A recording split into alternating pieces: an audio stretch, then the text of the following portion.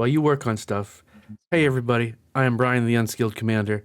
I normally do Magic the Gathering content. I do a lot of charity streams throughout the year to raise money for Extra Life, playing Commander with a lot of cool people, Silver included in that. And but I'm also a Lego fan, and we got to talking, and I bought a bunch of stuff at the end of the year. And he's like, "Hey, come on my stream and build some stuff." And I'm like, "Hell yeah!" So I'm gonna be doing some build on this really cool, the newest painting because I love the paintings and hanging them up around the apartment and stuff like that. So Yeah. if you like Magic the Gathering, definitely follow me and check out the charity streams I do. I'm going to be doing some at the end of February to start off 2026. But I also do comedy skits and stuff on YouTube, funny, goofy junk. But I am a Lego fan, so don't worry. I do love that stuff. Yeah, man. Unskilled be asking the real questions on TikTok and Instagram. They're fun. They're fun. It's a good time. Thank you. Great introduction to Magic the Gathering content because it's not like super niche. It's very like conversational magic. Highly recommend checking it. Thank you. I appreciate that. It means a lot. Okay, I was going to put a picture of what you're building up. And I've been dragging my feet on that. I did not open any Lorwyn stuff. Actually, I opened 3 booster packs, didn't get anything super fun. And I definitely didn't open OG Lorwyn. I wasn't around Magic for that point. But I will say, regardless of the haters, I'm like super psyched for Turtles now, especially with the spoilers. So I'm actually looking forward to that. Sneak is going to be crazy. Yeah. Sneak's going to be wild.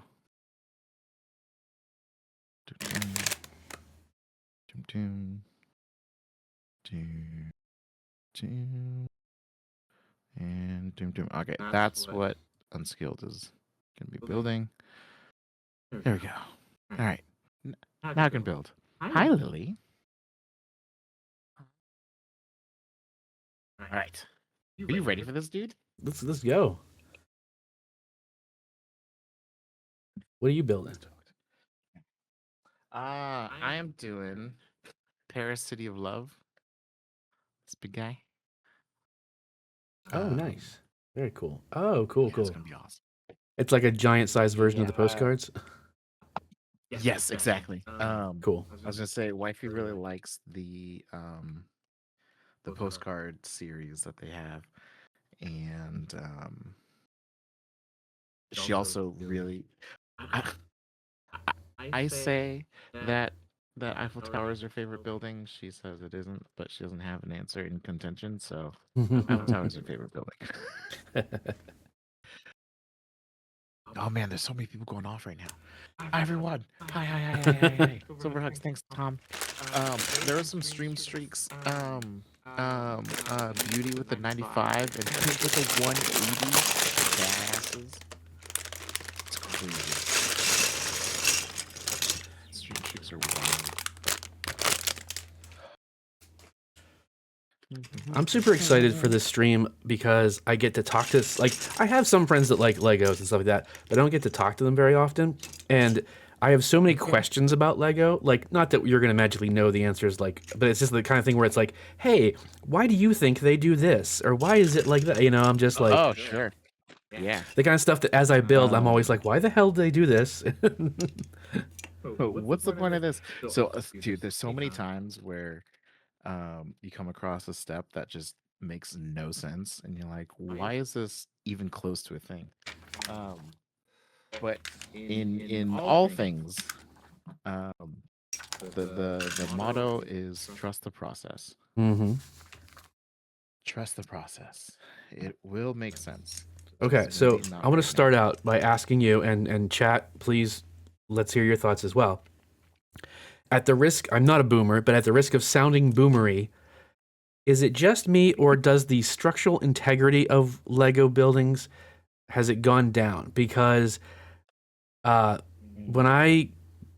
story short, I got a good job, finally was able to get back on track, get a nice place like 5 years ago. But before that, I bought the Shield helicarrier, like way back when, because I knew if I didn't buy it, it would become, out of print and I never get it. So I bought it and it literally sat in a storage unit for like 7 years, in box, never built. So when I finally built it, as I'm building this thing, I'm just like, man, the structural integrity, it's heavy, but it's solid. Like, you can pick this thing up and wiggle it and it's not going to fall apart. Like, pieces aren't going to go flying off. But it feels like nowadays, even the bigger sets, they're like, that doesn't, like, you wobble that even slightly, it's gonna, like, pieces are gonna go. Like, in fact, I just picked up Optimus Prime to dust and he fell apart. And I'm like, what the fuck, man? Because you picked him up by his chest. I did. And- Yeah, I did. And his top and his legs are only connected by that one bar. Yeah, but that's what I'm saying. Like, that wouldn't have been like that years ago. Like 10 years ago or more, 15, he would have had like multiple things connecting that section so it wouldn't fall off. Right. So so Pink says real answer yes, adult answer no, we just understand how things are built. And Eric is saying there are some still like that, but yeah, some are just for looking at. Yeah, the display ability versus playability is a conversation. Hmm. There's a lot of sets, especially for the non-Lego, because I do a lot of non-Lego brand building brick sets. You heathen. No, I'm just kidding. They are very much for display and not Corn Rock.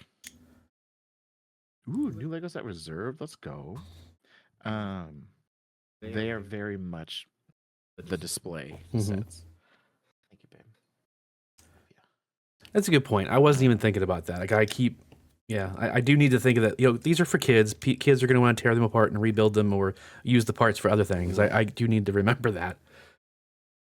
They're not just. I will say, you're not just putting it on a shelf like you, loser, like collecting dust.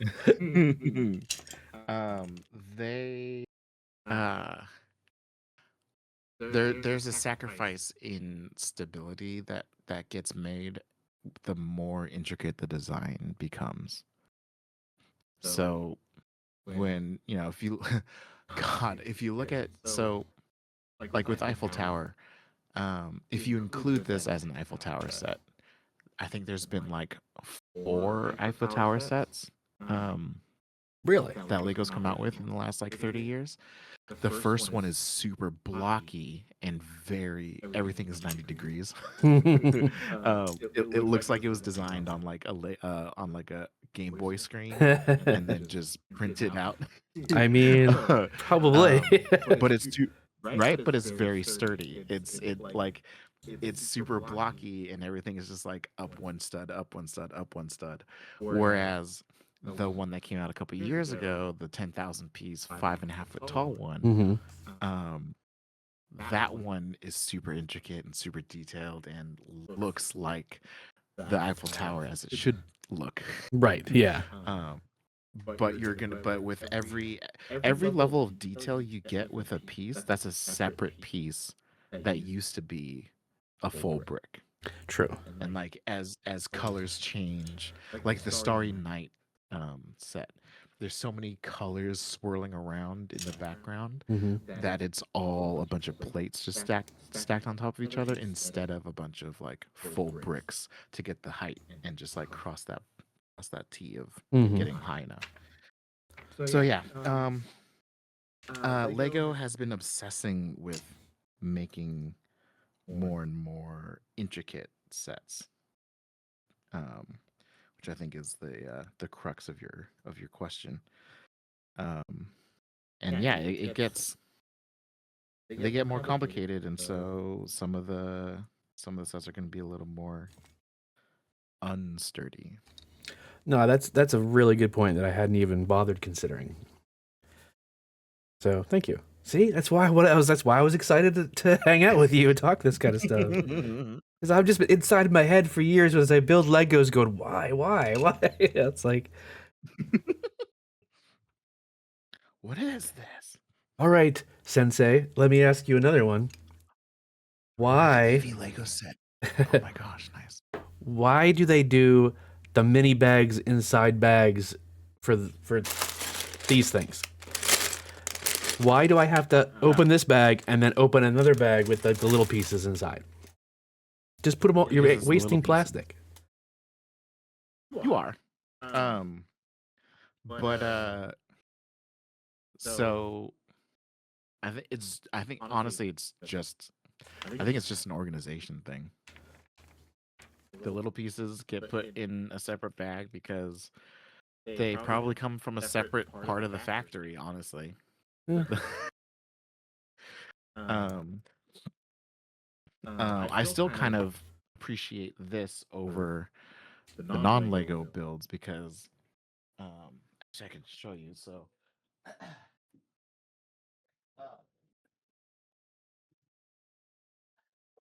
I'm building. No, I will outside not of my stop asking coaster. so many questions, Katie. So I'm building this Fell Beast and Nazgul set outside of our co-stream, Oh, sweet. and it's 2,000 pieces broken up into 6 air quotes bags. Mm-hmm.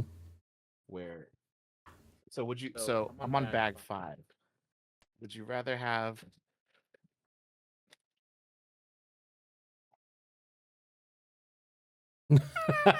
four Four bag fives? fives Nice. or one large bag 5 with some like mini bags in them because they're being put together all over the place? I guess that's, yeah. I mean, to be fair though, like, well, yeah, you can see that they've moved to the new paper bags, but you can see like this bag, Yes. tons of empty space, and then we got this little tiny bag in it. Like, just put that stuff in here and don't use the paper. Don't use it. But to your point, like maybe those smaller pieces are in a different manufacturing plant, so it's like, again, I get that what you're saying. And then there's also like the capes and the rubber bands and stuff. Those are all gonna come in separate little. Well, yeah, now those I can understand because those would get like crunched or ruined or something like that. But just it's always like the little tiny baby pieces, and it's just like I get it, keeps those together sort of, but again, not a huge thing, first world problems type of thing. But it's just like, ugh, I've already got this bag open. It's, Why I am mean, I doing? it's noticeable if you grew up building Lego, took a break, and you come back and things are different. Back in my day, we didn't change nothing. Back in my day.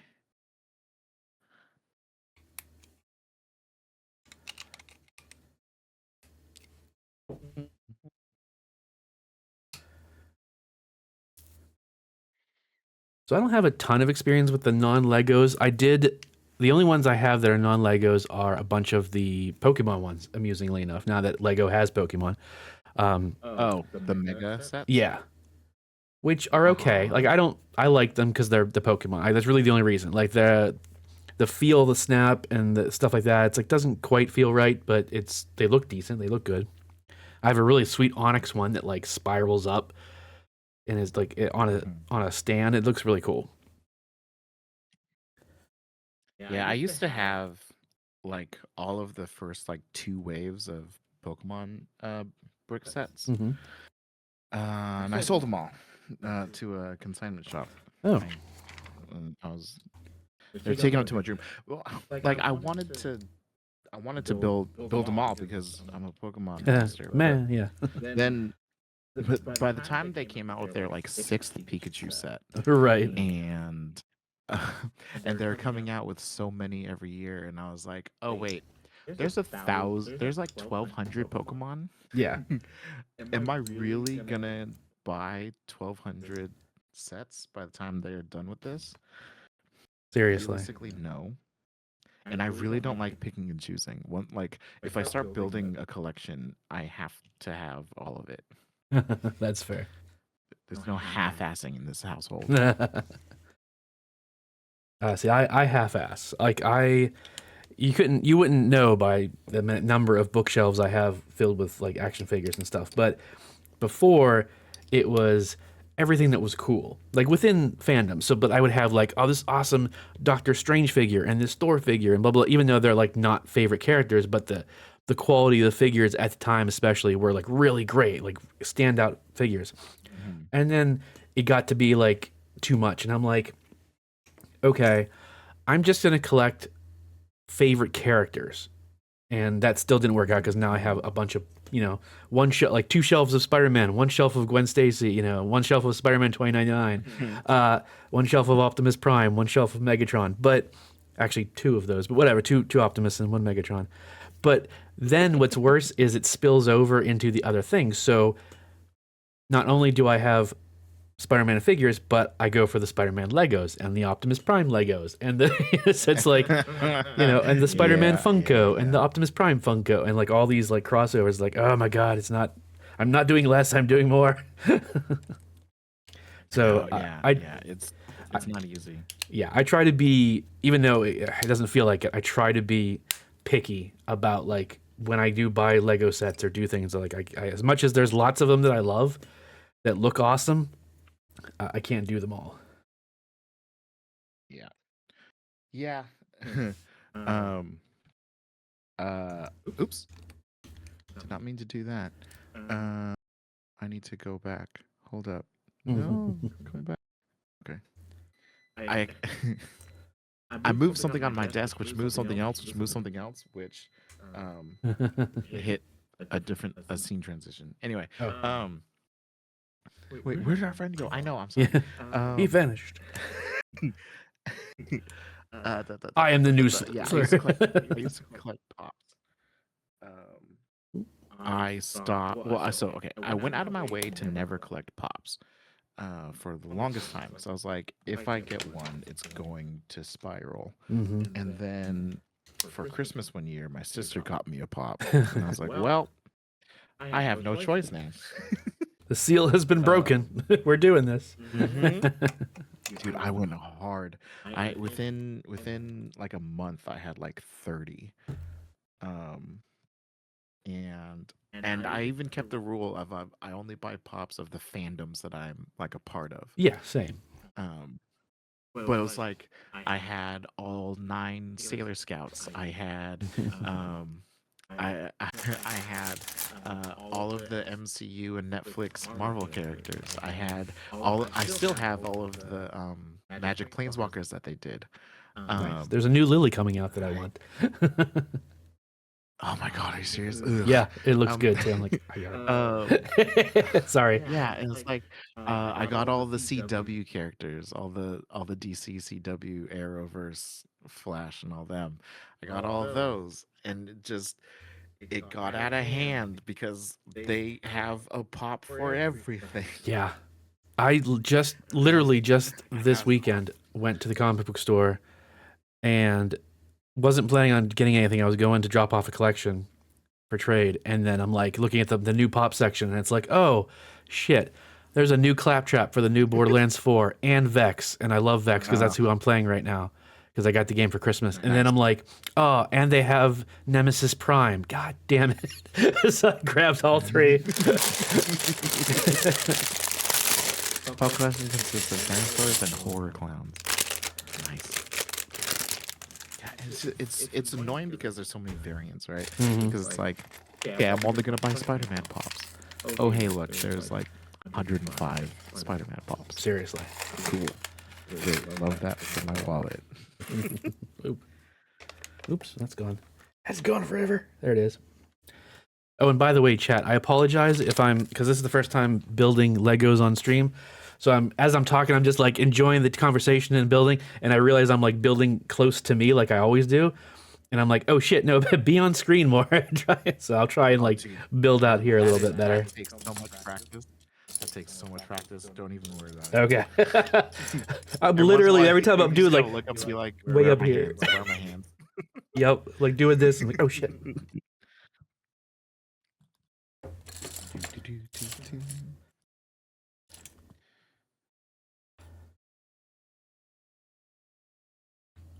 You do you, sir. Exactly.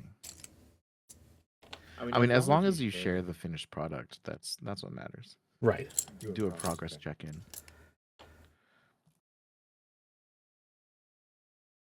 So, we didn't discuss that part. So I do have work in the morning, so I'm probably only good till like 11:30. Yeah, dude, you're good. Okay, 11:30. Eastern. What coast? Okay. Eastern, yeah. Okay, yeah, hour and a half. Yeah. That's fine. Yeah, no problem. Okay. Yeah, I need to, if I don't finish this tonight, my wife will be mad. So, when you finish up, if I'm not done, I'll just go back to regular stream. That's totally fine. I mean, I don't know. There's like 16 bags for this. I don't think I'm finishing this tonight. So Yeah, as an intricate one. I do want to get that though. That's good. I was so glad because like I love the Lego paintings, but the last like 2 or 3 I have like the sunflowers. I'm like, meh, I don't care. And like there was something like the Mona Lisa. I'm like, I don't care. And I've had the Starry Night in my wish list forever, but I'm like, it's cool, but do I really want that? And then this one, like, I love the flowers and the colors of it, and I'm like, yep, that one. Yeah, Starry Night's really good. I really like the Starry Night. Sunflowers looks good when it's done. Okay. The process of the sunflowers was kind of boring. Ringbolt, what's good? There's the Spider-Man art.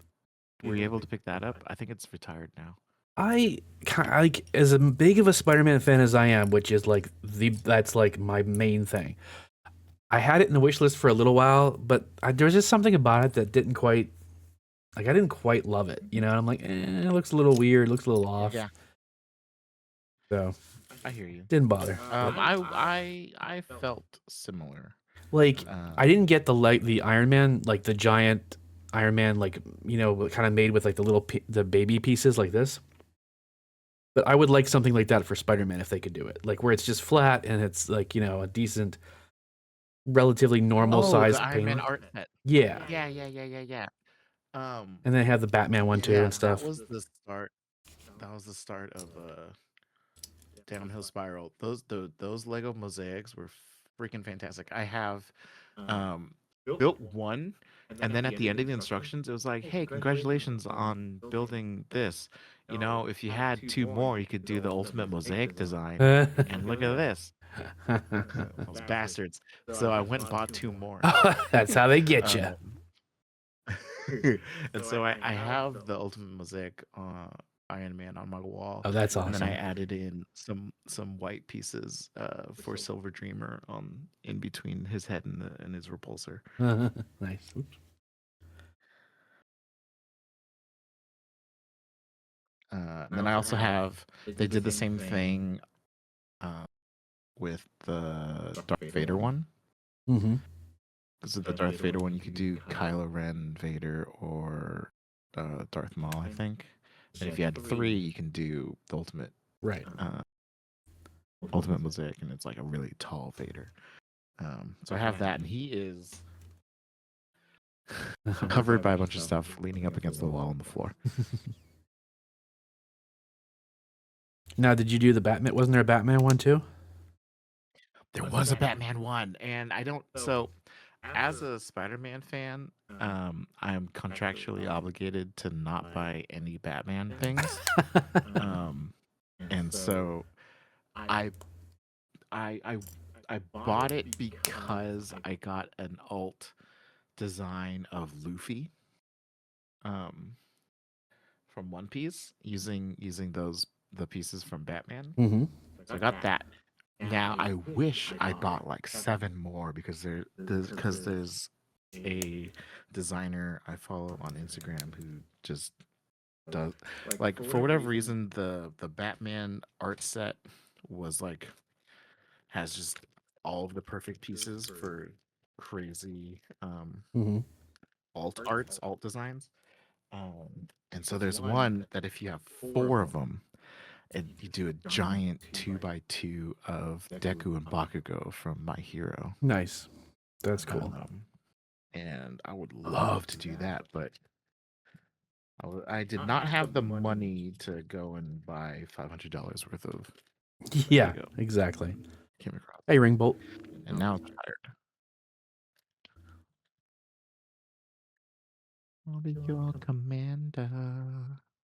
Oh, he'd never buy DC. I technically okay. The one DC that is currently out that I would buy is the Batman the Animated Series, like Cityscape Yeah, that looks awesome. art set. That one looks fantastic. I want that one. And Yeah. I blame the animated series and not Batman. See, no, I have a Batman shelf that is actually what I have is I have a Batmobile shelf. So it is my favorite Batmobile is tied between the animated series version and the original Tim Burton movies version. So I have a bunch of those, and I do have like 2 different Lego Batmobiles that look like the Burton ones. So, you know, and I do like Batman. Of course, you know, the animated series was just amazing. So,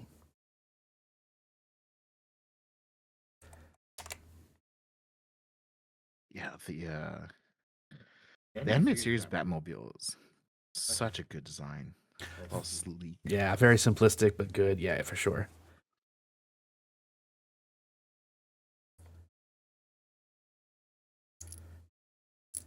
Nope.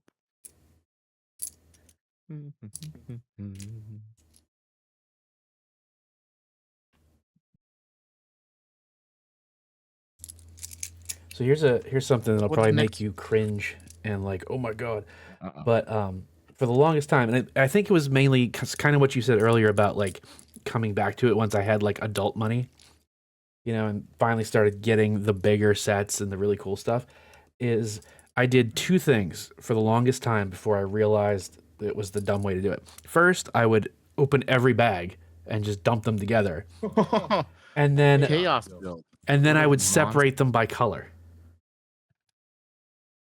And then I would start building. So that was like it took forever. And then I don't remember even what made me do it, but like I realized, oh shit, these are numbered. And so I just opened one and followed it. I'm like, oh, I get it, you know. And then since then I also don't like sort by color anymore. I'm like, no, I can because it's just one little bag. It's relatively easy to like catch up and find stuff. Yeah. Yeah, you don't need to. So, forget what it's called when you sort the pieces. But there are people for Lego streamers. Oh, is it Knowling? Yes. For Lego streamers, especially when we're first starting out, it is it's a time filler to go Oh. in and move all the like you open up a new bag and you get all the pieces sorted and organized. So like it uses up more stream time. I can see that. But then yeah, we are. Yeah, hell yeah, we're building Legos. Hi, Shuckin. But and some people like it just helps them because you go to a step and it's like, hey, grab 2 of these pieces, 1 of these pieces, yada yada yada. And it's super easy if everything is organized. Right. That's just personal preference at that point. Lego bags are so, especially in the last like 5-6 years, Lego bags are so small with the piece count that I don't feel like you really need to sort them anymore. Yeah. But back in the day, for sure. Shuckin' Not Stirred is a great name. Every day I'm shuckling. Shuckle.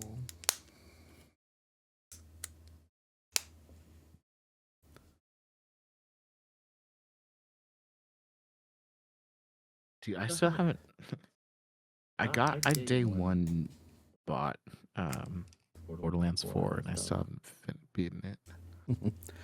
Well, it's so huge, like which I love. I love open world games now, especially, but like it actually did get a little daunting. And like I could have easily gotten to level 50 without even getting like barely past halfway through the actual stories, and I almost did.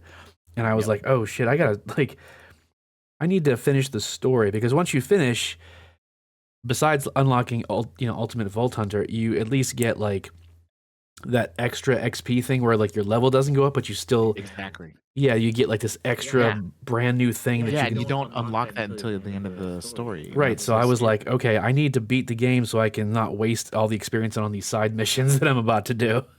Exactly. And that was such an interesting decision because it's like this is the first game where if you like 100%ed everything, you would hit the level cap before you finish the game. Long before you finish the game. Like I And also was doing a that's lot of kind the of contracts, which are just like repeatable, and so that's like, man, like that accidentally ate up more time than it should have. But Yeah. like even if you don't do the contracts, just doing every side mission as they pop up and finding everything on the question marks, you'll easily hit it by like halfway. That's so crazy to me. Mm-hmm. Like that.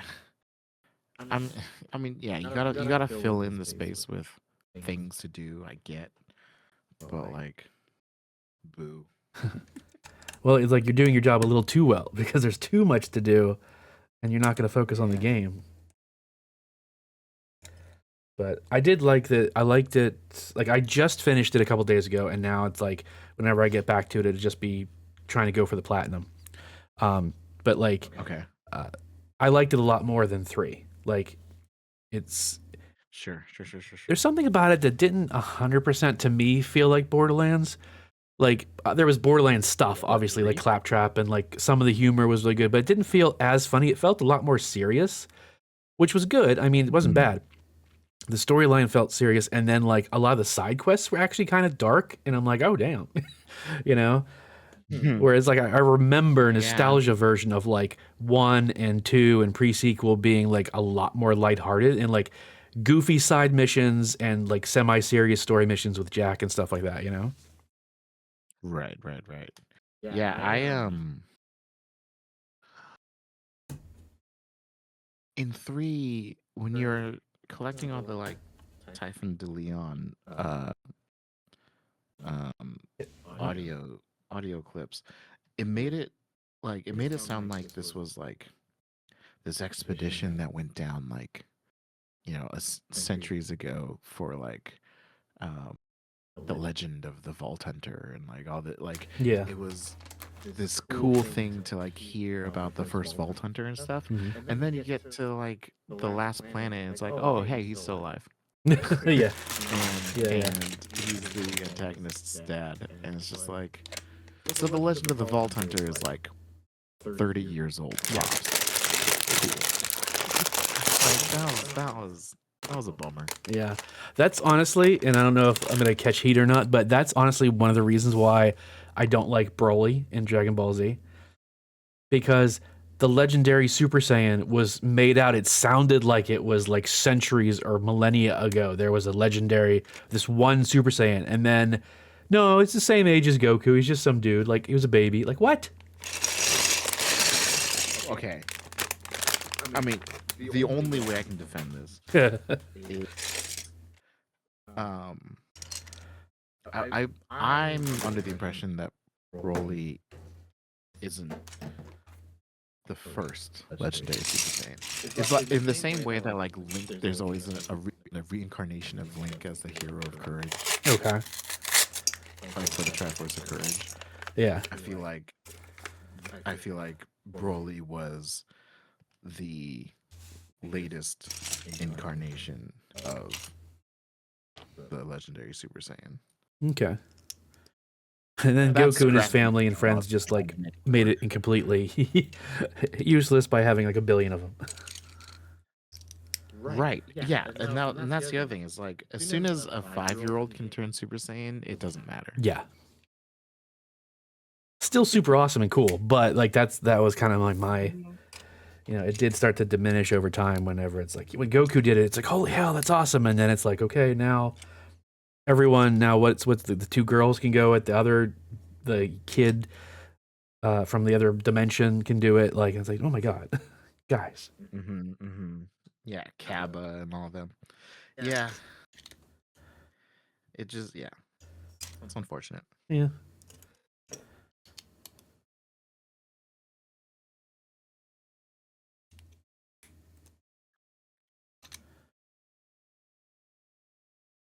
Did you ever watch the fan made video that came out? Like it was relatively popular. Like I want to say like 2 years ago. I can't remember what it was called now, but it was amazing. The animation, it was made like by a bunch of people. Where he was like the Sun Wukong, Yes. um, Goku, and like just like completely original like Super Saiyan design. Yes. Those little fire and shit. Yes. Yeah, that was so cool. It was amazing. Like I'm like, oh, the way they put respect on Vegeta's name and it was all this other stuff, and I was like, yes, like I am down for this. And then that, that amazing transformation where he just goes completely like feral, like actual Wukong, Sun Wukong. I'm like, that's that was a so brilliant interpretation. I love when fans with skill Right. can like go and pay tribute to any property and in an original like interpretation. Mm-hmm. So cool. Makes me jealous. Yes. Like there's so many like live action like anime style videos that are just like brilliant, whether they're meant to be funny or meant to be like semi serious. Like they're just a skill when you see them. Like, God, I wish I had like friends and the funding, like not funding, but like the time to do those kind of things myself, because that's the stuff I dream of like doing these awesome fight scenes and getting the special effects in there and stuff. And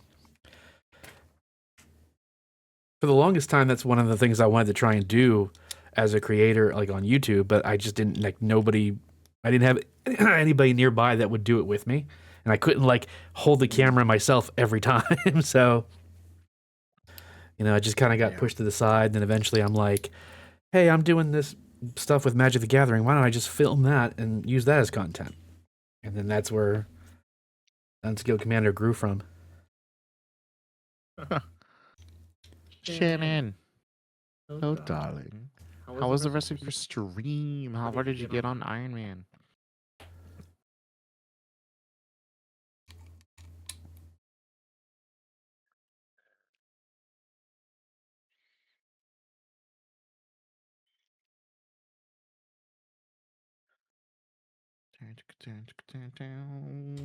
How long have you been playing Magic? Oh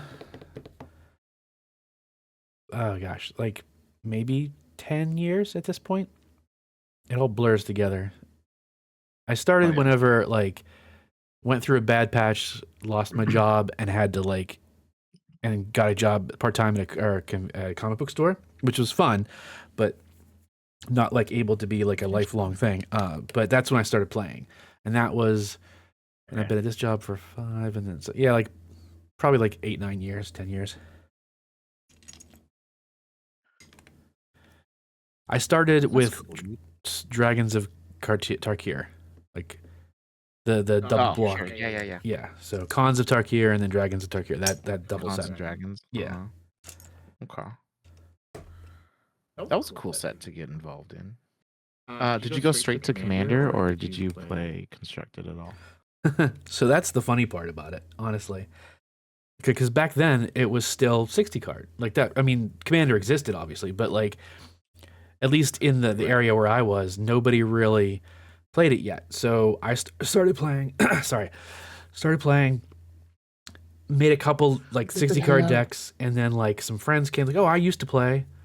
Let me, teach you and stuff like that, or like come play with you." And then we did that for like a couple months, and then Commander blew up, and everybody jumped ship. And I'm like, they're like, "Well, we're doing Commander." It's like, yeah, well, I don't want to do Commander. I'm still learning the game. I'm still building 60 card decks. I want to play this, and so I fought it for the longest time. I'm like, no, I'm not doing that. I'm trying to do this. And then eventually it was just like almost like no one to play 60 card with. So I had to build Commander decks, and then, and I do enjoy it. It just frustrated me so much at that moment because it was like it wasn't fair. And I was like, come on. Mm-hmm. Yeah, I fought going over to Commander for a really long time too, because I had like 8 or 9 60 card modern decks. I was like, I'm not like, what am I going to do with all this effort? Right. Step it off. Hi, bye. Did I hear Shannon come in? You did hear Shannon come in. Lucid, what's happening, man? Did you finish Dredge? That was fast. How did it go? Were you satisfied with how it ended? Yeah. We are 2 bags in. Just finished bag 2. Not bad. Welcome, Raiders. If there's anyone left in Lucid's corner of the internet who doesn't know who I am, my name is Silver Dreamer. Hi, welcome in. I have a raid video, but I'm not going to play it because I'm hanging out with my buddy Unskilled Commander. So you can do what you gotta do. I'm not, don't shortchange your channel because I'm here. Nah. Do your promos and Do stuff. you know of anyone who might want some slab protectors? I don't know. I have some expensive cards that'd be worth putting in a protector, but I don't care that much. Yeah, I don't like if I have a couple of like one-off little display stands. Actually, do I have like? I can't reach it. It's weird. No, it actually there's nothing here. But yeah, I just have for a couple cards that I wanted to display, but the rest of them are in decks or in bulk. I don't even if they're like semi-valuable. Right. Slab cards, right. So like gone and you went and got them graded and stuff. Yeah. I don't have any graded cards. No. I give slightly less than 0 Fs. It was a great love the ending. My only disappointment was that the ice DLC was shorter than I would have liked. Just melted away. It's rough. That's rough, bud. I just finished reading the newest Avatar book today. They're decent. Like, you know, they're based on the prior Avatars. So there's like 2 for each, and there's 2 for Kyoshi.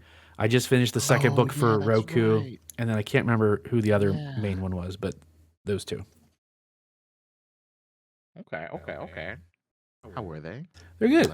Like they're not like groundbreaking, like, oh my god, the best book I've ever read, but they're cool because it's like it shows you. It's basically a fast version of the anime for each of them. So you meet them as their kids, finding out they're the Avatar at some stage of their life. Oh wow! Okay. You know, like whenever it was for them. Like it's not always a child, but sometimes it's later in life that they get found out that they're the Avatar, and then them going through their journey of mastering the other elements. And I'm not sure if you ever get to see them master all 4 for any of them.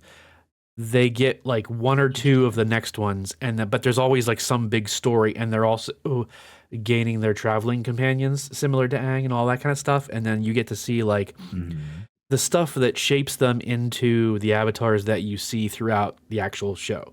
So you see what makes Kyoshi harsher and more violent than the other ones, and like, no, just kill him, you know, that kind of like, you see why she's like that, and then like you see Roku and why he's like a little kinder and all that kind of stuff. So it's neat. Cool. And they're really simple, like they're only like, you know, 300 pages at most, you know, so and simple reads. So you got the time and you can find them, pick them up. Okay.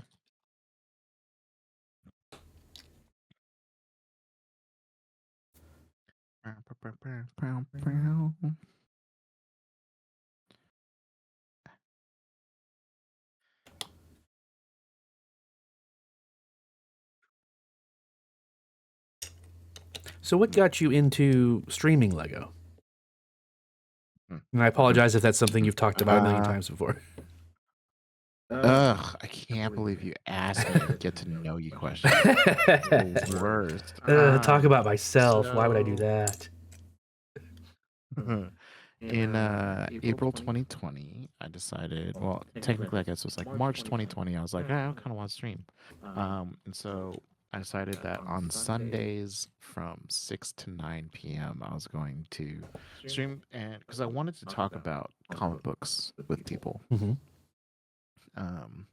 And so it was just me facing the corner behind me, and my laptop, just like holding up comics and talking about them. Cool. And being like, so look at what happens here, and look at this storyline, and look at this, and look at this. and then COVID hit, and everybody's schedules and lives got turned upside down. Yada yada yada. Fast forward to was it July 2021? I was like, I have a backlog of Lego at this point. I need to build some of it. Mm-hmm. And then I was like, oh, maybe I can, because I felt like my comic book conversations were really boring. so I was like, maybe I'll talk about comics while I build Lego on stream. Nice, yeah. And just work my way through my backlog. And so I started doing that. And eventually met more people and did a co-stream here and there, and then found the brick building stream team. Suddenly I come across there's this huge Lego building community on Twitch, super tight knit, and everyone knows everyone, and they welcomed me with open arms, and I've been part of it ever since. Nice, that's awesome.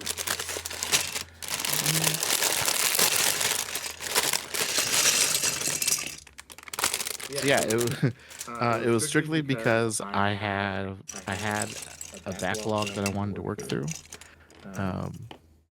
and I can ramble more easily when my hands are busy. So Nice. why not? Yeah. Why not do it with Lego?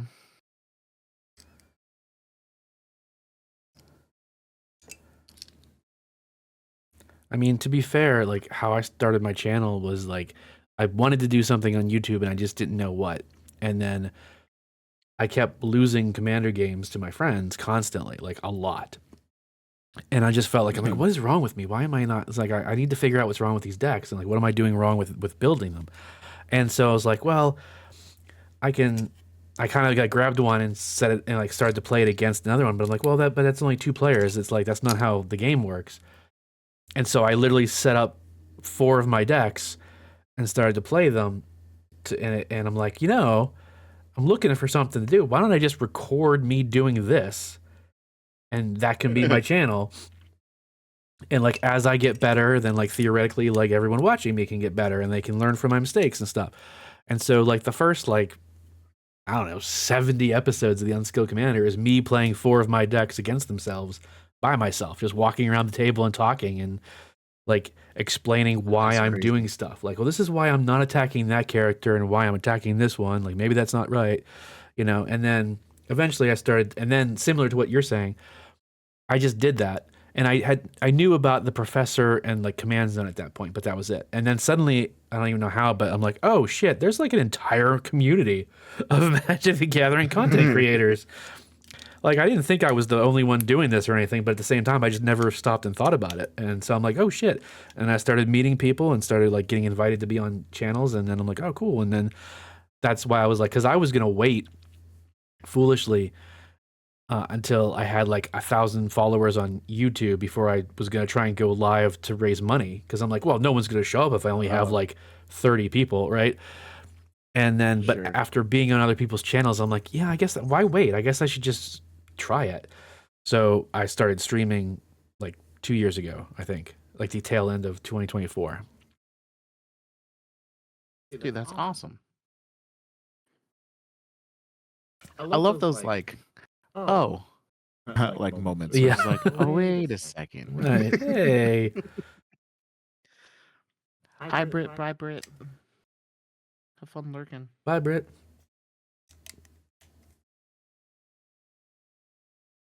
You do cherry blossom still? Yeah, you picked that up, huh? I like it. It's smells very desserty. It is very desserty. Do you like it? I feel like lemon's probably better. 2 times 2. I don't hate it.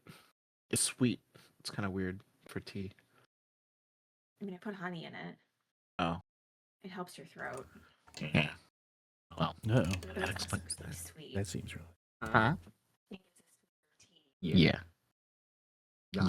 Yeah. Hmm. So pumped for the Luigi Kart set. Oh, I saw. I thought that was like a rumor. Is that a confirmed thing?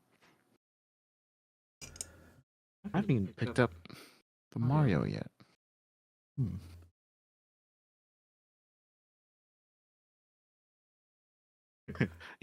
So, TCG guy Corey. Yeah. He also sent me a picture, and I was like, "Hey, look at this Lego I got." And I was so our conversation went the same way. I was just like, "So are you gonna hang out on my stream? We're gonna build some Lego then?" That's awesome. Uh, sure. When?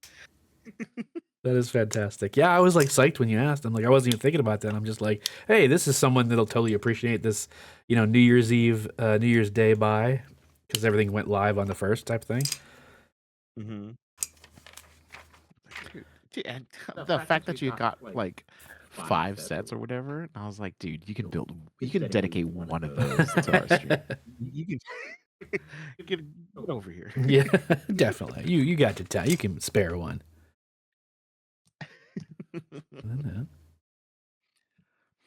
Oh, I think I missed. Can't that. buy anything, so I'm sorting 10,000 minifigs. It's a lot of minifigs. That is a lot of minifigs. I am impressed by that number of minifigs. Just need to do a whole lineup. Mario one is amazing, dude. I'm curious. I'm curious if the Yoshi Mario Kart, if and when they do one, if it'll look at all acceptable. Danny, howdy neighbor, how you doing?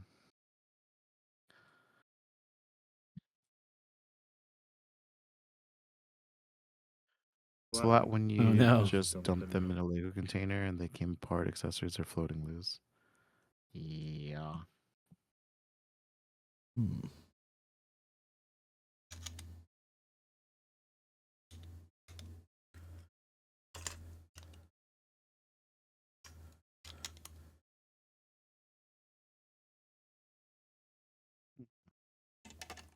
So there we it go. looks like does it have you building the frame first? Yeah, I think that's how all the paintings are, aren't they? Like you build. Why did the toilet paper didn't cross the road? Grammatically, I don't have to answer that.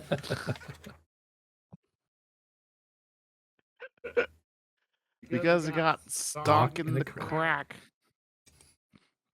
There's a lot going on in there. So much. Hi, Rue. Rue, I had a tough time figuring out who to tag on TikTok for your streamer Matt deep dive. I found there's a Forest Cabin Writes or Forest Cabin Draws. There's a Forest Cabin Reads, and both of which I haven't posted in a long time. So I didn't tag either of them.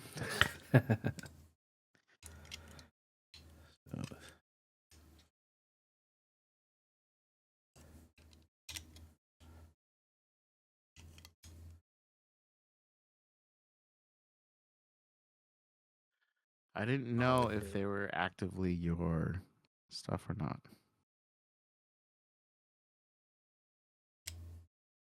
What? I just got a whisper. That's crazy. They are okay.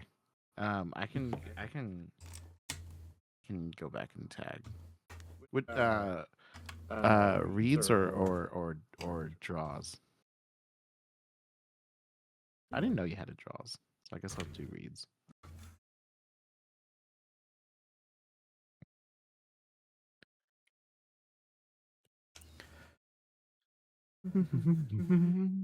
Holy cow, dude, you're a turbo builder. You're on finishing up bag 4? Yeah, I just finished bag 4. What a badass. Sometimes sometimes I worry. It's like, am I supposed to be like savoring the builds more? Because I just like burn through them. Like normally I'll be in the other room on like my big table, and I have a computer in there. And I'll just like set the iTunes going and just play music and just build for like 3-4 hours and get like and burn through a couple, like or finish like a major thing in like one night. I mean, it's perfectly fine. Because you're not streaming it, so it's Well, not that big of a deal. True. For Lego builders, there comes a point where we have to kind of price out how much we're really doing. Like, if you get like a $60 set and you finish it in one stream, it's like, well, Yeah. $60 on the stream. Exactly. That's one of my friends was like yelling, not yelling, teasing me like, "Hey, if you want to give up Commander, you can start doing Lego." And I'm like, "Man, I'd love to, but there's no way. Like Lego is way more expensive than Magic. I could not keep up with like having things to build." And so Bag 5, and everybody. That's why you do like the knolling and stuff. Right. To, like, pad the time a little bit.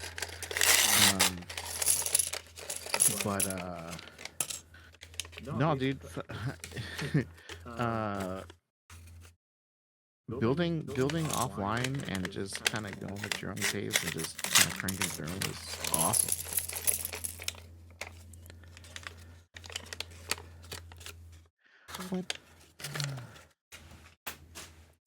Plus, you gotta give the people what they want. Like, ooh, here's a weird black frame. That's so exciting to watch. I want to get to like the meat of this thing. So that I can see.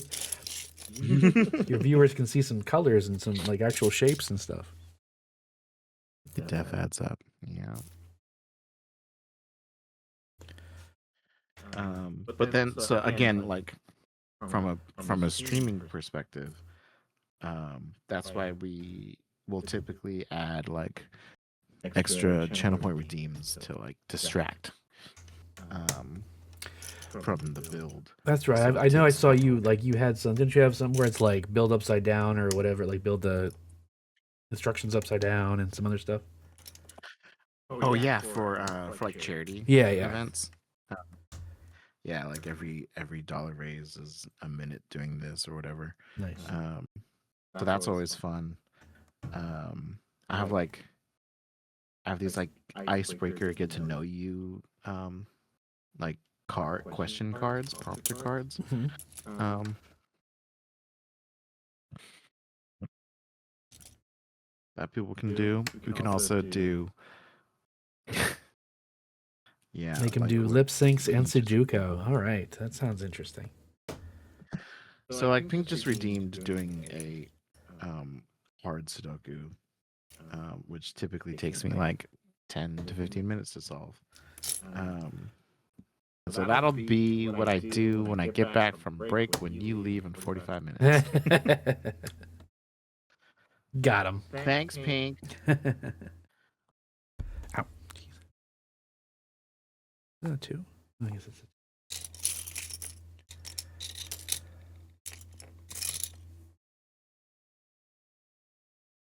You are welcome.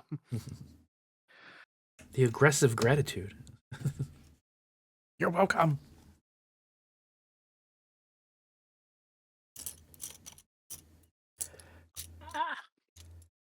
Or drink ups. That's always the thing.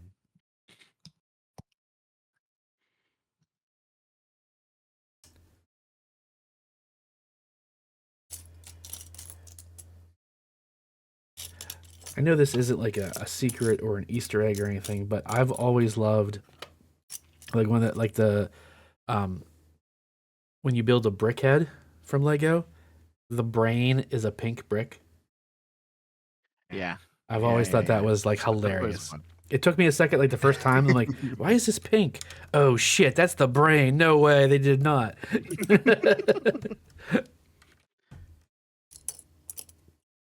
Yeah, that's always really fun. And so okay, so I refer to that.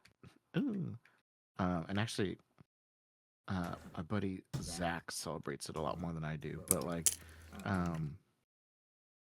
they do it for like it's for the builder experience.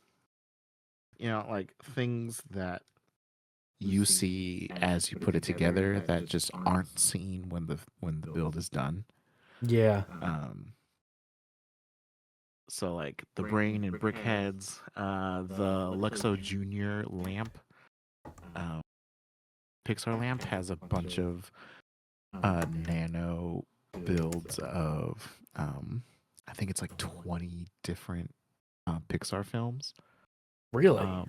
and references. Yeah, within the base of the lamp and in the ball. Oh my gosh, that's amazing. Yeah, and it's something that you only see as you're putting it together. Or like the Empire State Building architecture set has like escalators within the lobby on the first floor, Mm-hmm. and it's like you only see that when you're putting it together, and it's something that they just don't need to do because you're never going to see it on display. Right. But it's a cool extra little thing that they do to like enhance the build experience. Yeah, absolutely.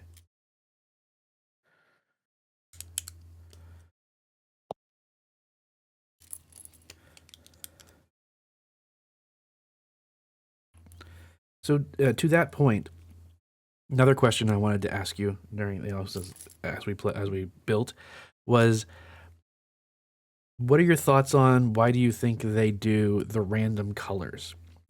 Like to a small degree, it kind of annoys me, but at the same time, like I guess they're just like trying to keep it interesting, but or whatever. But like you'll be building, and they'll just be a red, like a 4-piece, a straight one, or like a green or a weird teal, and it's like, why?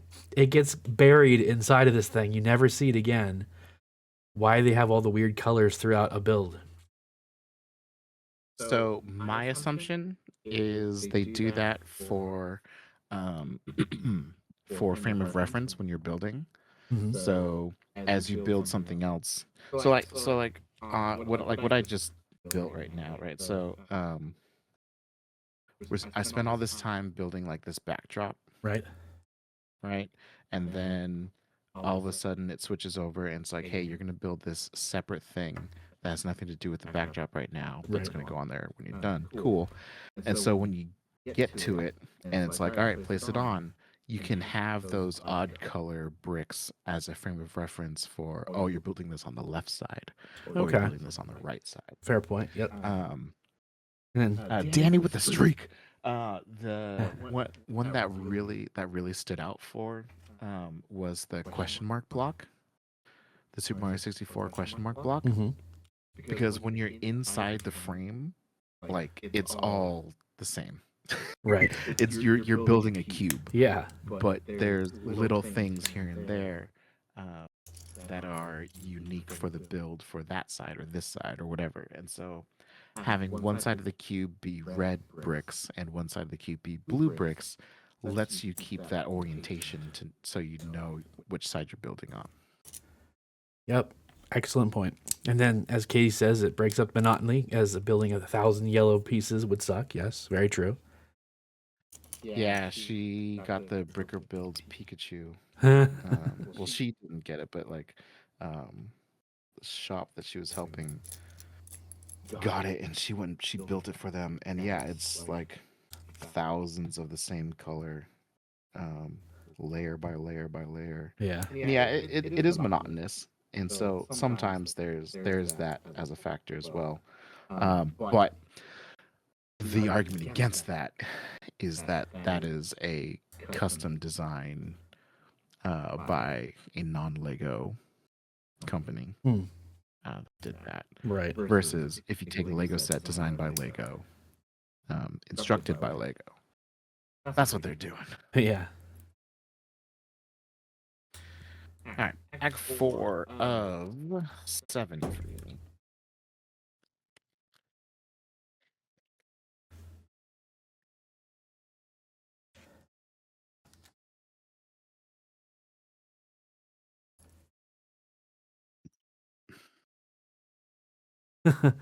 Okay, I'm gonna need 6 of these and 42 of those. Okay, thanks, Lego.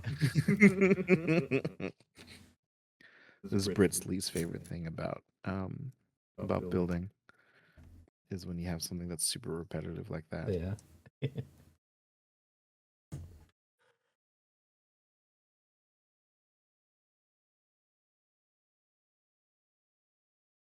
Do you fall victim to the I know what's coming next because I'm doing the other side of it type thing, and then it's like, ah, shit, they changed the little piece of it? Because I do that a fair amount, like something like this, where it's like, okay, I get the general concept. You're gonna do this and this and this, and then it's like I get there and I'm like, why doesn't this line up? And then it's like, oh, they added an extra piece in there. Damn it. Yeah. Sometimes with yeah, with Lego, if it's something, I mean, in that case, you're going around a frame, so it's harder to do. But like when there's like identical doors or something, Yeah. and the fact that you didn't build them on like a X2, and it's just like, hey, build this and then build this. I just assume that something's gonna change, Right. or else why didn't they just have me do X2? Yeah. True. The something that I notice that I really like along those lines, on the non-Lego building brick sets, when there is something that you repeat, it does the pieces in a different order, or will do more pieces per step, Yeah. because it's like, you've done this, just we just got to get through this. Yeah, And it's like, we'll get through this it together. like respects it respects the builder, Yep. and I think that's really fun.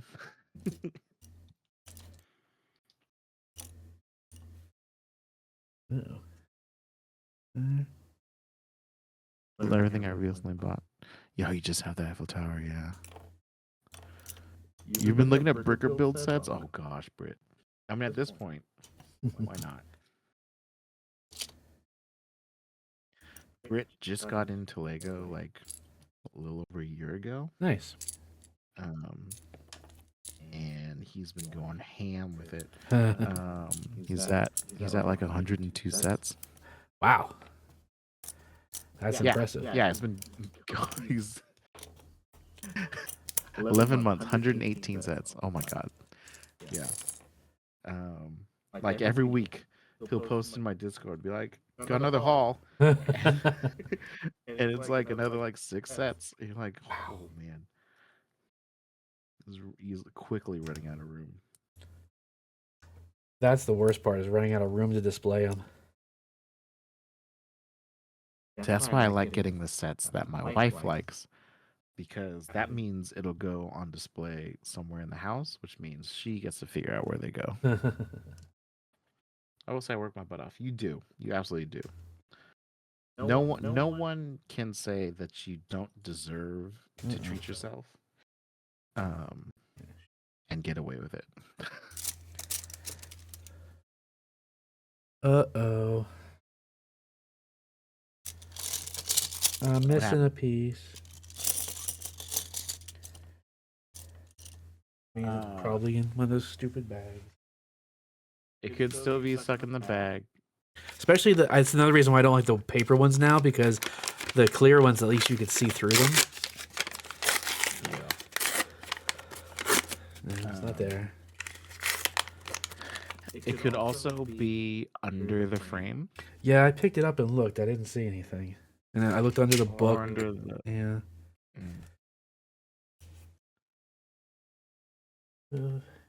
Have a good luck. Goodbye. Keyboard. Bye, Eric. Currently getting ready to remodel a bedroom to display more Lego. Amazing.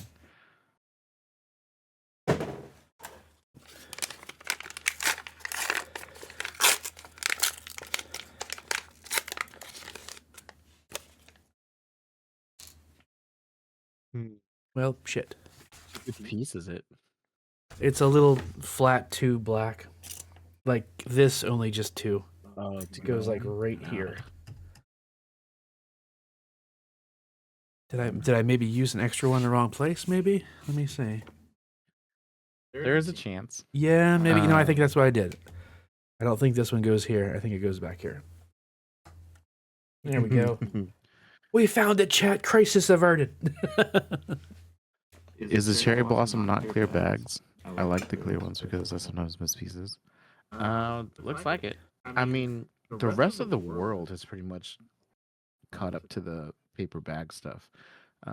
America's taking its sweet time. Yeah, well, like, so the main bags are still plastic, but all the little ones I was complaining about in the beginning of the stream are now paper bags. And this is like at least like the second. I think the what's the other big one I did, or bigger? It was the Ninjago, like just house, but I love the aesthetic of it because it was like feudal Japan. I think that had the paper bags in it too. I also kind of feel like, well, it seems like it's hitting the East Coast first and then making its way over to the West Coast. Oh yeah, could be. Because Katie is Oops. in East Coast time, but she's in Michigan. I feel like Michigan's not far enough over.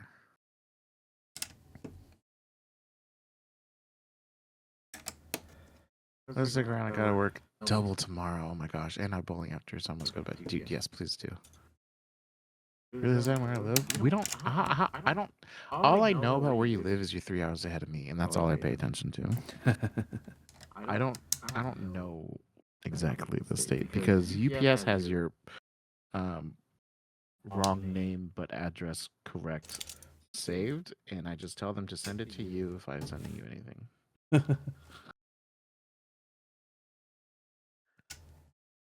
So the builds, thanks. Yeah, thank you.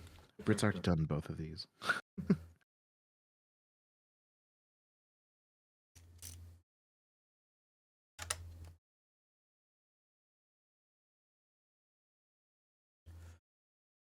And this one. That's my name. One time, I think it was Kathy. Yeah. Same, unsure on exact state, but I know Katie gets snow and ice-covered roads. Exactly. Pink is in Hawaii. Lucid, who rated in, is in Texas.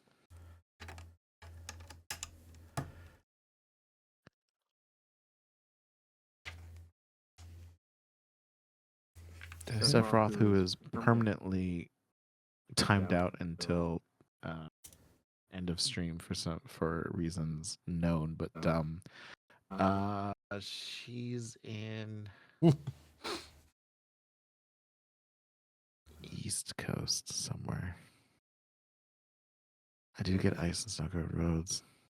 I have to go into town tomorrow. Yay! Oregon? Sephiroth? I don't. Is she Best Coast? Best Coast. Best Coast? Wait just a dang minute.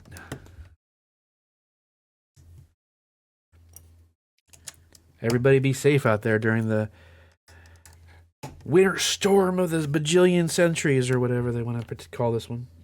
Dude, yeah, I saw it at the gym. That cold front storm thing coming down from Canada is looking large and in charge. Yep. Her and Arco West Coast. Could be wrong though. It might be. I don't know why I brought her name up. I have no idea where they are.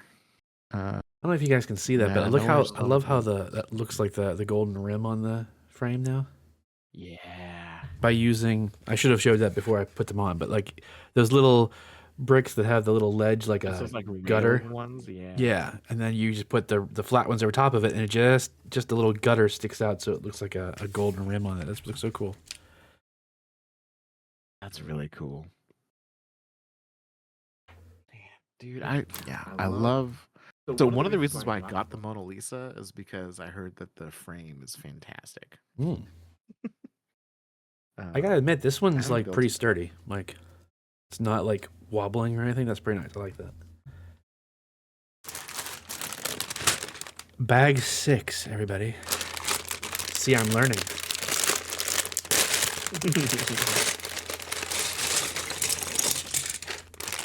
It's cold here. It shouldn't be this cold.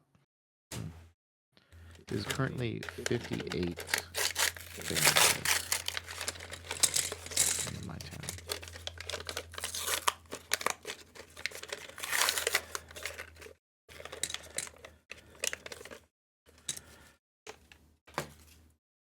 Do you have a build that's like your absolute favorite that like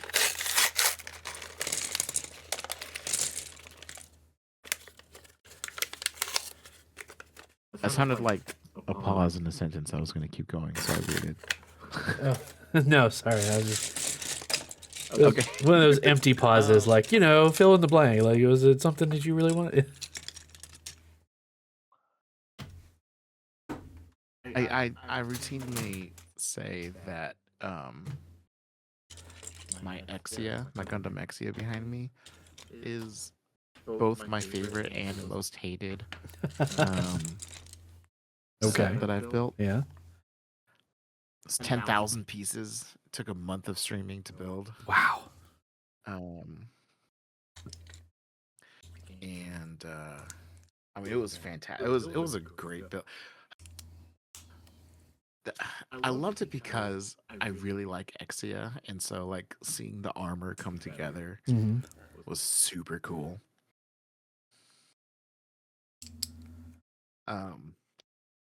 So that's up there for a favorite. Mhm. Shield Helicarrier is a favorite. Yep. Because you might be you might be like the second streamer that I've come across that has it also. A lot of streamers that are like Lego streamers got into Lego more recently, Mhm. like within the last like 7-8 years. Okay. And so that back when it was Lego Marvel superheroes, Mm-hmm. that Helicarrier was already retired by the time they got into Lego, so not a whole lot of people have it. Yeah, like I said, I learned a long time ago that like it's not an excuse to buy whatever I want because I try not to, but like you gotta accept the fact that if you don't get certain things, you will not be able to get them. You know, and Absolutely. with Lego, that's extremely the case because they retire shit. So it's like, well, if you don't buy this, and that's why I got the Helicarrier, and I'm still super not okay. I'm not pissed at myself, but I'm so annoyed and saddened that I still never got the Ghostbusters Firehouse because I wanted it so bad, but it was so expensive, and I was doing like a retail job, living back with my parents and stuff. I wasn't in a great mental spot, and I had gotten the Helicarrier, and I was like, I can't justify another big purchase right now like that, even if it's just going to sit in a storage unit, especially. And then it just was too long, and I got retired, and I'm like, no. Yeah. New in box, that's crazy. Yeah, that is crazy. Yeah, that Ghostbusters Firehouse was a cool one. Oops. That mentality is why I got. There's a 9-set Rivendell. It's like a giant. It's like I think its overall footprint is like 3 by 6 feet. It's like 37,000 total pieces between the 9 sets. Wow. Non-Lego? Or it's not Lego. Okay. It's not Lego. I mean, it's building bricks, but it's not Lego. Yeah. And when the 9th set came out, I bought all 9 in one bulk order. Not because I can put it anywhere in this house, but because when I have the room, I'm not going to be able to buy that set. Right. Like, and it's 9 pieces, it's 9 sets. So it's like if I'm able to buy 7 of the 9 down the line, I'll be pissed. Yeah. So like I need to pick up all 9 now, and then we'll just when we can build it, I'm ready to go. Mm-hmm. Yeah, that's kind of my mentality. That was why I got the Daily Bugle, because again, Spider-Man's my bet. I gotta get the Daily Bugle. I can't not get it. I have to make sure I have that. Even though like the Avengers Tower would be awesome to have as well, it's like I have the little tiny one. I'm like, I don't need that giant thing. But Mhm. but Spider-Man stuff, I'm like, yeah, I need that.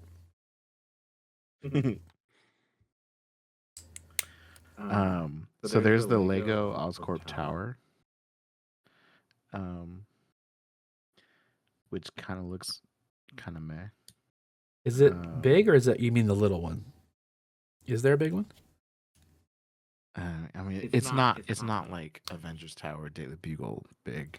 Okay, no, yeah, I know what you're talking about. It's almost like a little mini city block because it's like Avengers Tower. Basically, yeah, Yeah. It's basically like a little playset. The site that I buy my non-Lego sets from has a like modular city size Oscorp Tower. Oh, It looks good, but it's also like, well, I'm out. That's not happening anytime soon. right. Let me see if I can find it real quick. I'm holding out hope they do a. Well, it depends on what you want to call it, but I'm hoping they do a Four Freedoms Plaza or Baxter Building, however when you say it, for the Fantastic Four. Yeah. Like a good one, like a Daily Bugle size Fantastic Four building. I'd be like all over that. Yeah. So there is one. Not from Lego. Okay, But it doesn't look good. that doesn't look good. No, it borderline bad. It bums me out. So okay, so here is. I'll just. Oh, do you allow links in your chat? Not in my chat. Sorry, I have to put the links in. No, For you're me. good. I'll send it to you Okay. in That's a weird Discord little thing. for later. So that's Oscorp Tower. There's like a weird little. It's not a blemish. I don't know what it's like. It's not a piece. It's just like there. I'm like, what the hell is that? Weird. Yeah, I don't know. Whatever. Because at first I was like, is that a piece I'm missing? No, it's not.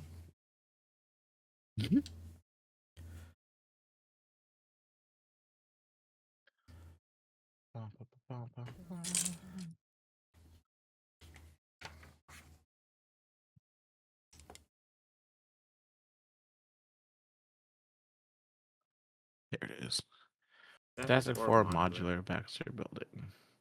The reason why I don't like it is it has on the side of the building it has like the old Lego space logo, and I don't understand why.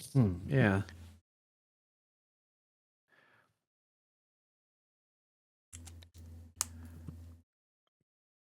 We're talking about the Fantastic Four run, right? Mm-hmm.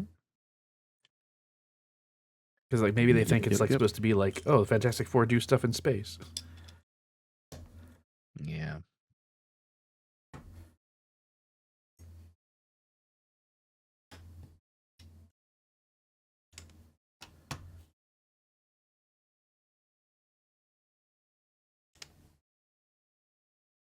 Did you get a chance to see the new Fantastic Four movie?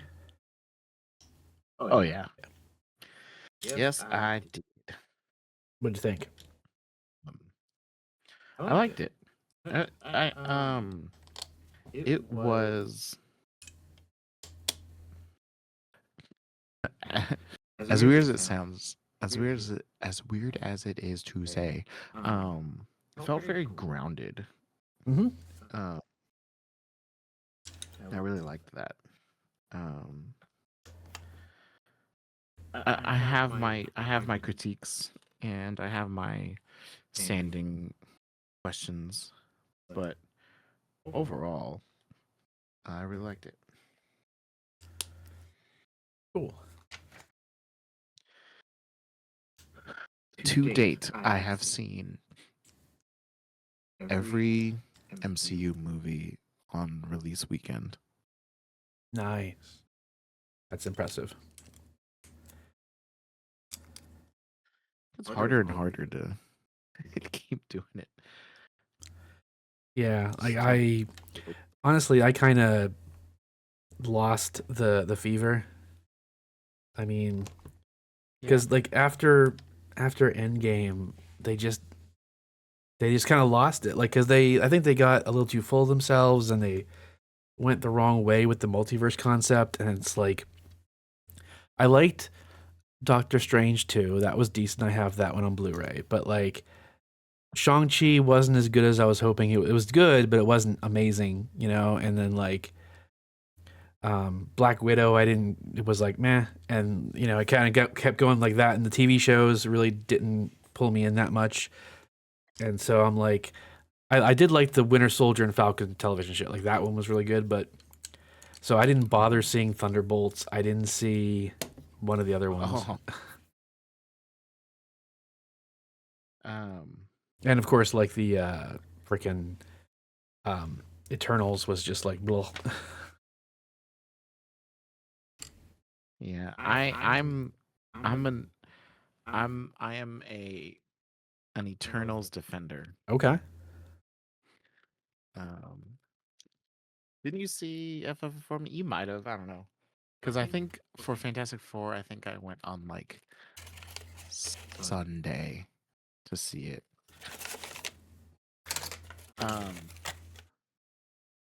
But I mean, yeah, it's tough. There was Phase 4 was bloated, Mm-hmm. and COVID did them no favors. Right.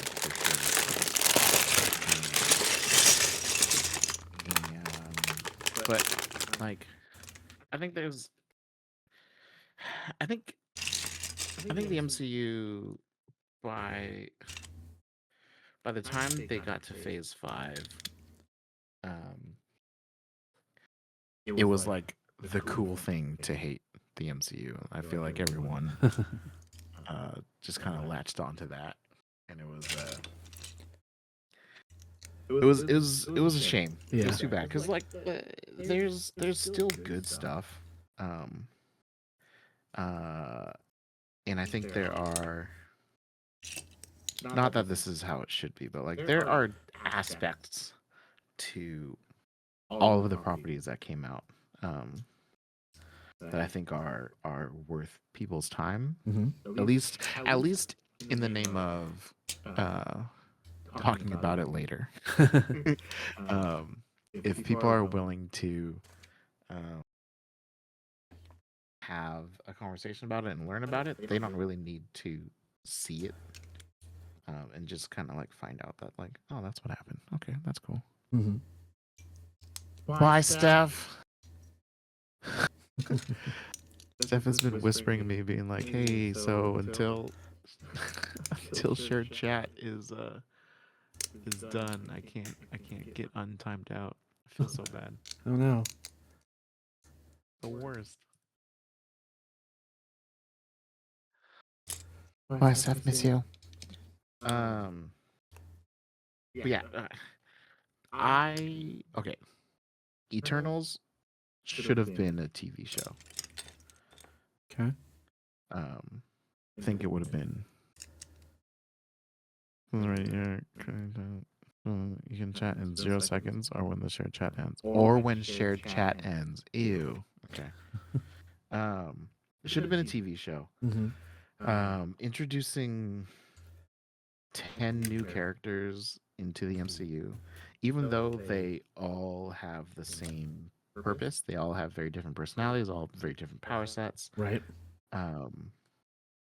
It should have been a Disney Plus show. I think it would have done a lot better. I can see that.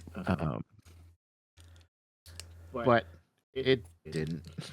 Right. Yeah. But what gets me is the potential for theory crafting because of the Eternals movie. Okay. And the reason why I'm a truther. So okay, it sounds like you saw Eternals. I did, yes. Okay. And you watched the post-credit scenes and all that. Yeah, I believe so. Yeah, it's with the Black Knight and stuff. Yeah. With the Black Knight and then Eros, Star Fox. Yeah. With Patton Oswalt as Puck. Styles. Yeah. Yeah. Puck and Styles popping in. Okay, so in that they say Eros says that he's an Eternal, and he was introduced as the brother of Thanos, which is accurate. Right. That is comic book lore accurate. But it made me look back at Thanos and his story, and my fan theory is if Thanos is also an Eternal, I feel like he was suffering from the mad weary that Thena had, Angelina Jolie's character. Okay.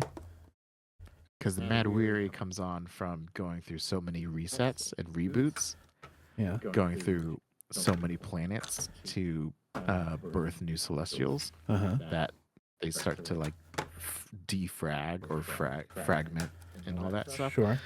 So, if Thanos had the mad weary but didn't know what he was going through, but he wanted to stop Celestials from being born, then removing half of the life from all of the planets would slow down the aging or the birthing process for every single planet with a Celestial inside. Very true. Cool theory. Yeah.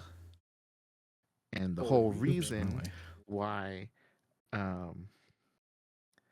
Arshem or the sleeping Celestial was ready to be born on Earth was because all of the people got snapped back at the end of Endgame. During Endgame. So the planet finally had enough life force and like culture and all that other stuff to bring forth the newest Celestial. So because it also like a air quote addresses everyone's like anti-Thanos position of like, why didn't he just double the why doesn't he just double the resources of the universe instead of have the lives? Like, because he's suffering from mad weary and he needs to he's trying to make it so Celestials aren't born anymore. Right.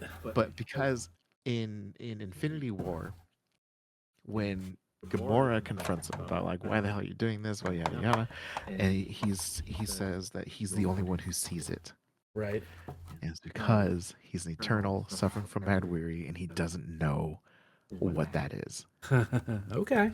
That's actually a really cool theory. I like that. So if that were like true, it would let the story, the Infinity Saga, be what it already is.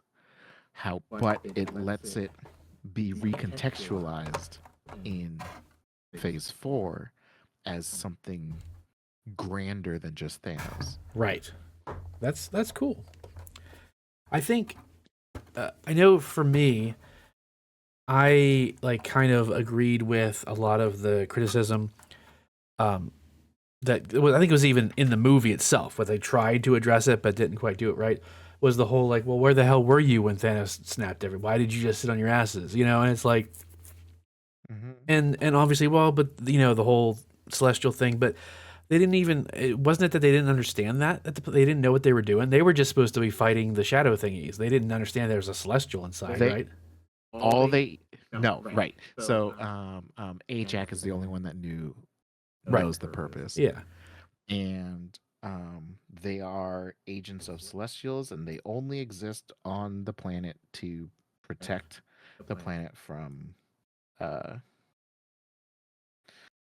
from the deviants and to usher in evolution and furthering culture along Right. so that life can thrive, so that there will be enough life to be consumed Mhm. by the birth of the Celestial. Right.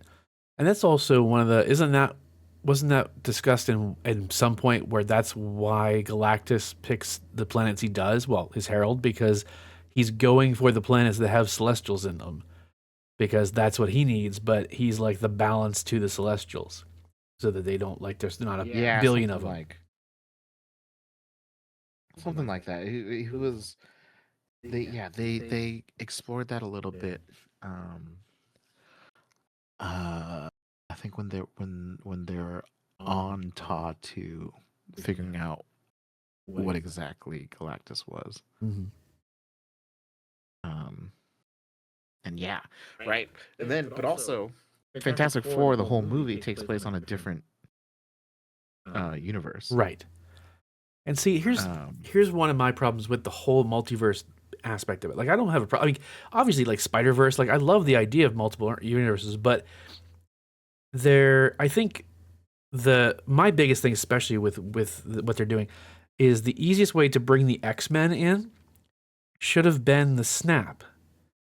And I don't mean instant. It should have been like, oh, the populace that got snapped and brought back, when they were brought back into existence, it awoke something in a small percentage of them that I can't remember what gene, like, that gene, the X gene, but like it awoke that. And so that's when you have the birth of mutants in the MCU.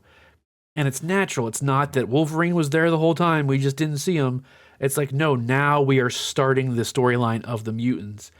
And you can just, same way with Iron Man and his, when he got his heart, it wasn't, this time it was in Afghanistan or whatever, it wasn't in like Vietnam or wherever the original one. So you just adjust Magneto's story and all those kind of things so that they go from, and you can even have a couple of them being older when it activates. It doesn't have to just be like puberty, but like puberty after the snap, but a bunch of them get activated then and whatever. And like, at least for the X-Men, that would have been a really smooth, easy way to bring them in and start bringing up new characters and stuff, instead of being like, well, we have to find a way to smash all these dimensions together so we can have everybody in one universe. It's like, no, that's what I think a lot of people are fighting against that. It's like the fact that you're shoehorning them together and expecting them to work instead of letting them evolve naturally within that world. Like, why can't we have Reed Richards and the Fantastic Four be created,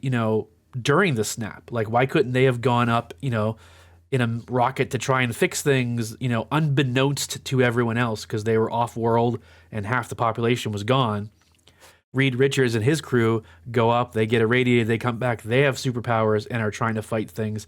And then, but not a grandiose level just yet. So Captain America doesn't know about them yet. And then it's like, oh, hey, we've been here for a year, or whatever.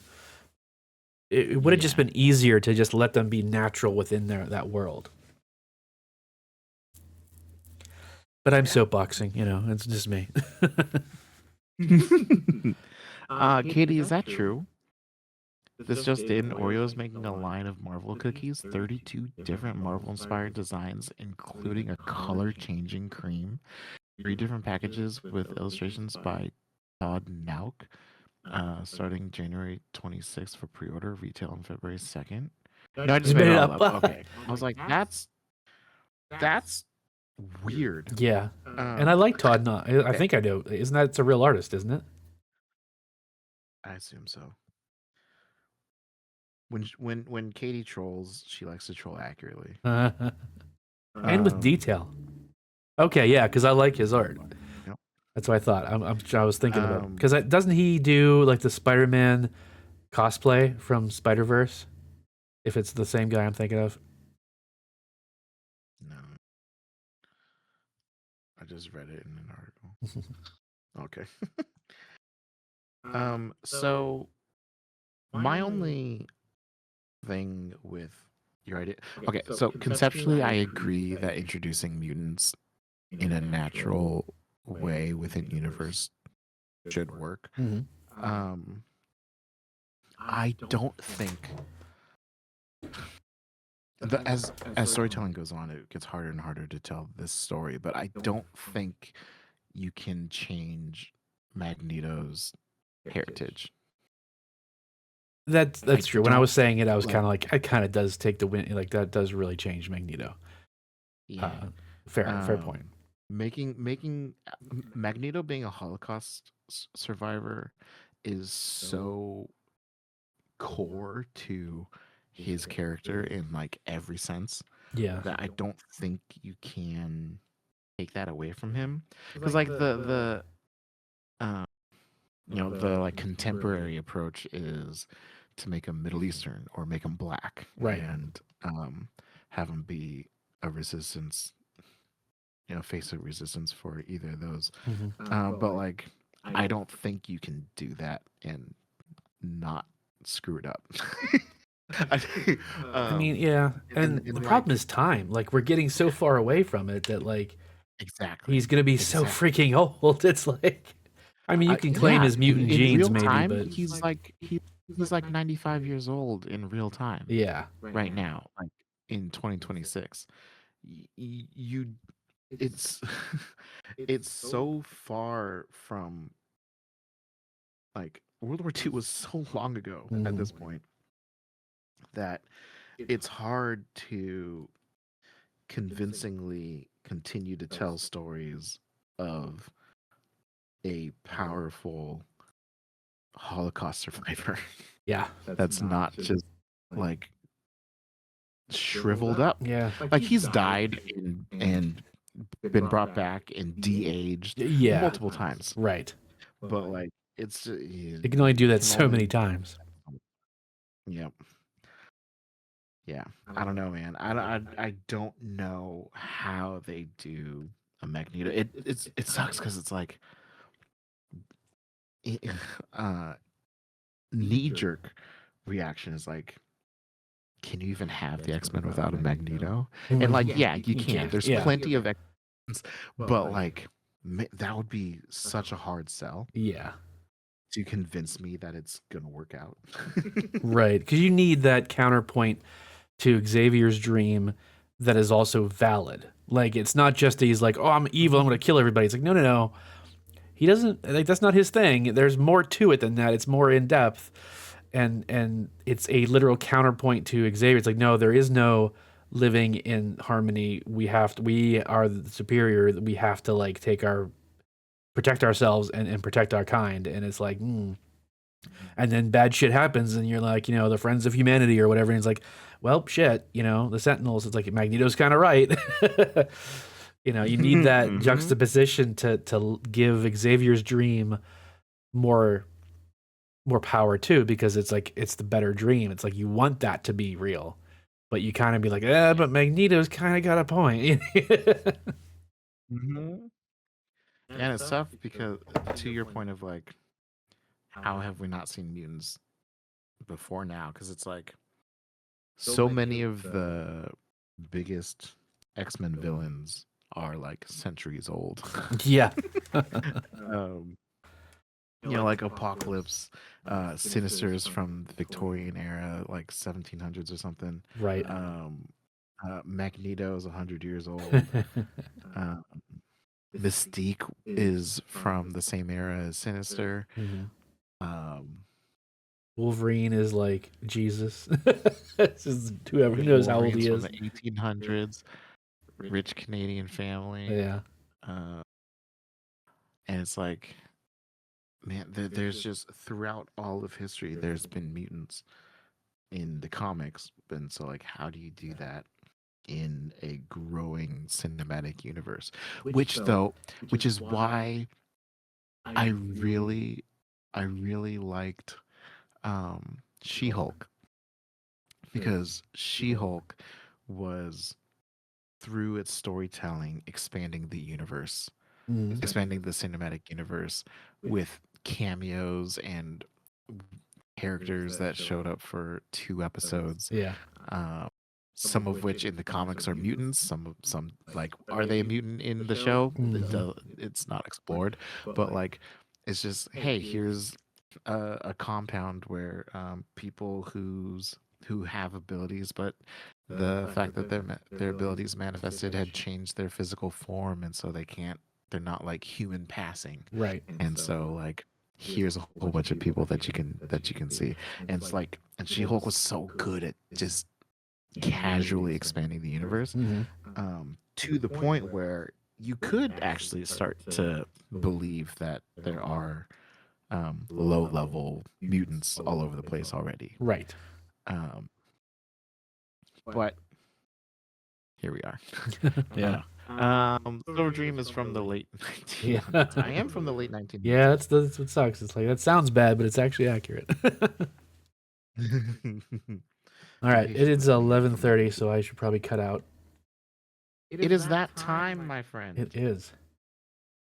Well, dude, thank you for hanging out. Okay, the parachute drop is like right in front of your face. Okay, clear.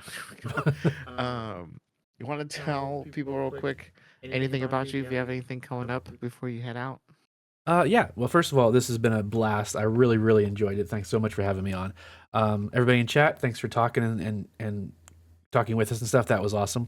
I'm Brian, the Unskilled Commander. I mainly do Magic the Gathering content here on Twitch and like YouTube and stuff like that. I do comedy skits, but the main purpose of the Unskilled Commander is charity streams on Twitch, so I can raise money for Extra Life and help sick kids. I do that every year. My first one for 2026 will be at the end of February.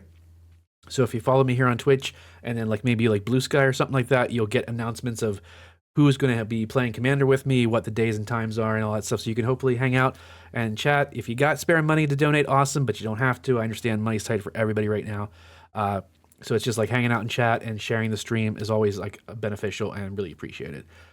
But yeah, just check out my stuff and hopefully you like it.